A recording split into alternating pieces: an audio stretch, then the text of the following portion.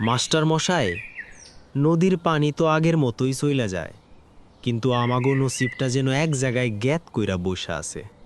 হাত একেবারে খালি, জমানোর টাকা পয়সাও শেষ, জমিতেও আর আগের মতো বরকত পাই না। দিন যত যায় অভানের আন্ধার যেন আমাগো চার পাশ দিয়া ঘেরা ধরতাছে। ঠিকই কইছ রহমত।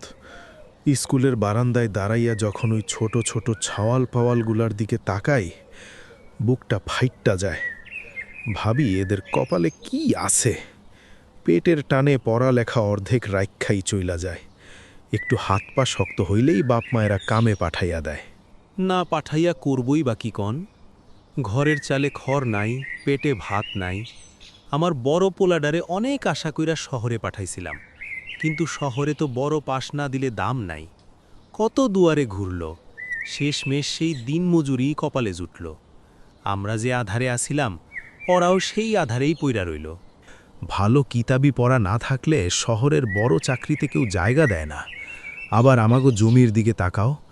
আগে যে জমিতে ধানের ভারে হাইটা যাইতো না, এখন সেখানে বস্তা বস্তা বিষ আর সার দিয়াও ফলন হয় না। এখন মনে হয় প্রকৃতি আমাগো ওপর থেকে মুখ ফিরাইয়া নিছে।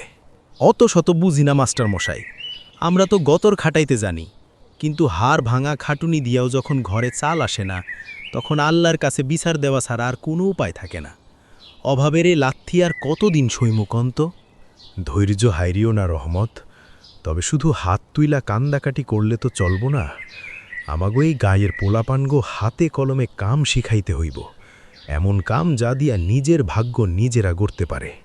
আর চাষবাসেও আমাগো একটু নতুন বুদ্ধি খাটাইতে হইব, তা না হইলে এই নদীর পাড়ে বৈশা আফসোস করতেই জনম কাইটা যাইব। হাহাকার তো হেইখানেই মাস্টার মশাই।